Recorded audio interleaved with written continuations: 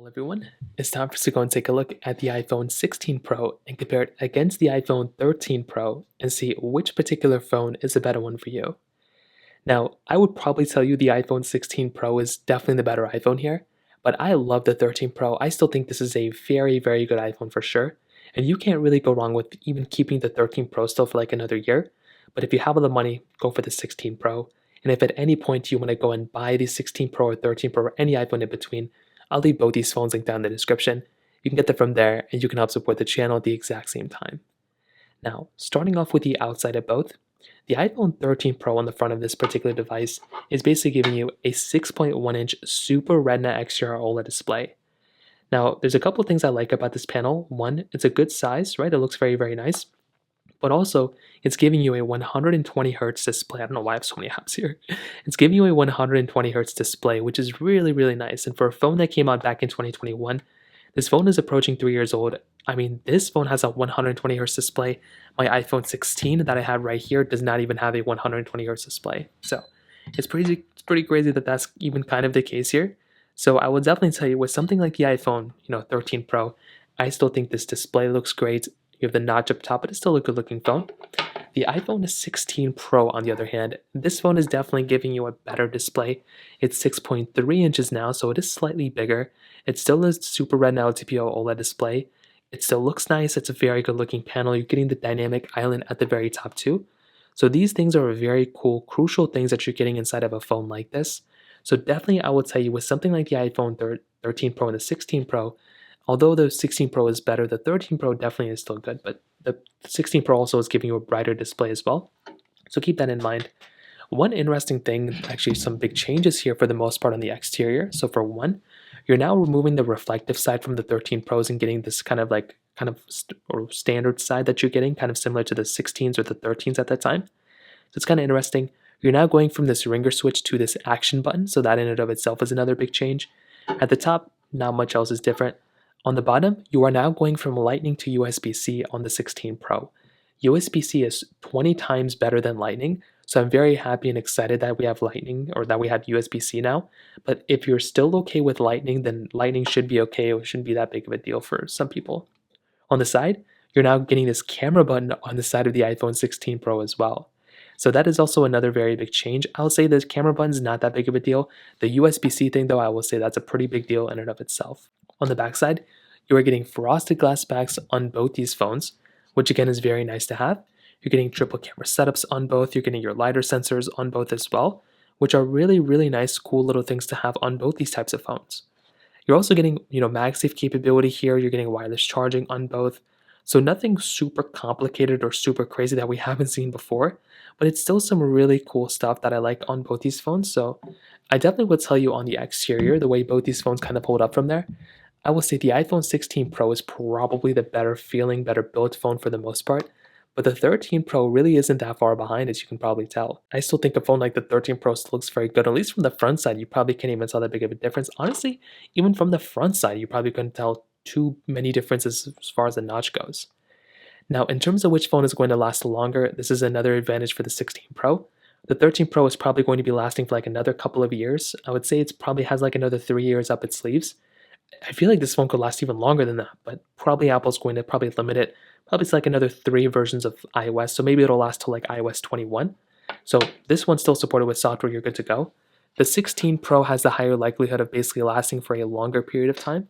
So this one is probably going to last somewhere between like another like 5, 6, 7 years. Like it could last for a very long period of time. So this phone's not going anywhere anytime soon. So that kind of covers it up there as well. Now let's go and do a speed comparison between both of these phones.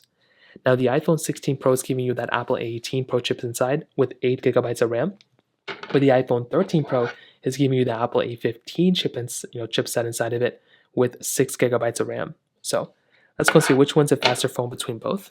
Okay, there we go. All the apps are cleared out in the background, so let's get into it. Phone calls 3, 2, 1. Okay, about the same thing. Music 3, 2, 1. And that 120 hertz display on both looks so nice. App Store 3, 2, 1. Kind of the same thing. Maybe the 16 Pro is faster here. Scrolling through, And I will be honest, like if it wasn't for the 120 hertz display, like they look almost identical. Well, they both have 120 hertz displays, but they look like almost the same type of phone, to be honest. Camera 321, same thing. Photos 321, almost the same thing. Mail 321, a little bit slower on the 13 Pro. Apple TV 321, 16 Pro faster. And I'm hoping the 16 Pro is faster every single time because I just bought this phone and I'm wanting it to be faster than this phone because it's my old phone. Temple Run 2, 3, 2, 1. Now this game, not that complicated, but it's so fun to test because it kind of shows you which one could be the faster one here and there. And the 16 Pro faster, but this one had that downloading content panel that did come up on the front side of it. So that is just one thing to kind of keep in mind there. You can kind of see that it probably wouldn't have been that big of a difference, but still the 16 Pro would have presumably been faster. And you are getting more RAM and a faster chipset inside of this phone too. There were some glitches in the beginning of the 13 Pro. So that was something that was a little interesting there. Hopping out of here, Snapchat 321. I feel like it's just like slightly faster on the iPhone 16 Pro. Snake versus Blocks 321. Like sometimes there's like a little glitch opening up an app on the 13 Pro where the 16 Pro is kind of the faster one. This one was kind of the same, so there wasn't really that big of a difference here. Sometimes early on in this game there's some glitches, but it doesn't look like there's too many here. Hopping out of these two. Thank you 321. And with this type of game, very close, but the 16 Pro was faster, but it was still very, very close right there, which is crazy. Hopping out of these two, Netflix 321. Okay, again, the 16 Pro is the faster one, so I think we kind of get the idea here. I think time and time again, the iPhone 16 Pro is probably going to be the faster one. I think there might be a time or two where this 13 Pro will be faster, but I think so far the 16 Pro has pretty much shown that it's the faster one, but just by a little bit. There's less glitches inside of this phone in the 16 Pro, but I think the 13 Pro is still doing really well for a 3-year-old phone. This phone just blows me away every time I basically look at it. So from that side, that kind of covers it up there too. Now, in terms of the camera side of things, both phones are giving you pretty good cameras, right? So they're triple camera setups here, which is really nice to have. Wide ultra-wide telephoto lenses with a LiDAR sensor. Both are giving you 4K at 60 on the front and the back.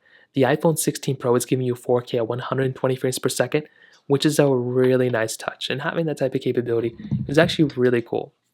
Now with the camera, like I said on both, you have that camera button on the iPhone 13 or the 16 Pro.